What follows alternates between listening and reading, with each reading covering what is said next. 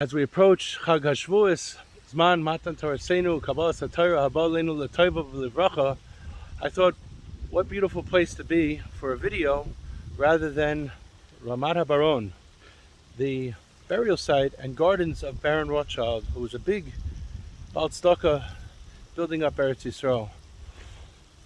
The idea is very simple. Here you have beautiful flowers in every direction, as you can see.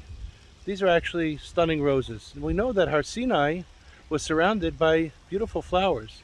The question is, what was the significance of those flowers and where did they come from? We all know that flowers just don't grow wildly in the middle of the desert, and Har Sinai is in the Midbar Sinai. So how is it possible that all these flowers spurted up? And the answer, I believe, is a tremendous lesson for each and every one of us. You see,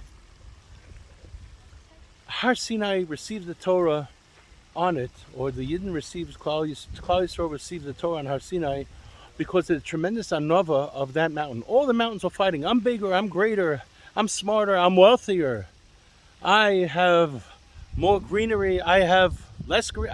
There was fights about everything. And Har Sinai was the unov from all the mountains. It was the one who was quiet and kept to itself and did not try and brag. And for that it was rewarded with the amazing, amazing covet of not only receiving Klal Yisrael to receive the Torah HaKadosha, but incredibly, when you take Har Sinai today and you chisel off a piece of it, each and every piece has the unique, amazing characteristic of having the sneh on each and every piece of that mountain, the sneh rock. And that comes from Har Sinai. So the question is why? The answer is the anava. And because of the anava, a supernatural event transpired. You see, the flowers were not natural to Har Sinai. Kadosh Baruch Hu bought these flowers, and in commemoration of the flowers at Har Sinai, we decorate all of our Batei Kinesios, all of our shuls and Batei Midrashim with beautiful flowers, the covet, the Kabbalas HaTorah. But the real lesson when we see those flowers should be that those flowers were not natural. You see, it was because of the anava of the mountain that Kadosh Baruch Hu brought and blessed that mountain with those beautiful flowers. So perhaps it's a takeaway for each and every one of us. No matter how smart, how wealthy, how intelligent, how big of a lamdin, how much of a Talmud Chacham, how much Torah you know, whatever it is, how good looking you are, each and every one has been blessed with tremendous, tremendous, unique potential.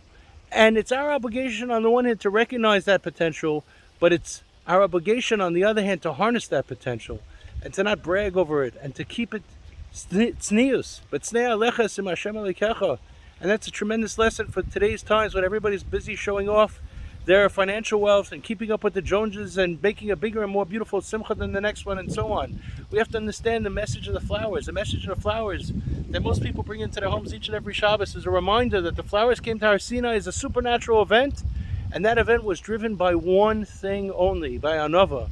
And anava is how we speak, how we act, how we interact with other individuals. The real anava elevates the others around them. The real koyach of anava is what Moshe Rabbeinu taught us, is anav mikol adam. Moshe Rabbeinu elevated every single Jew that he interacted with. He elevated them.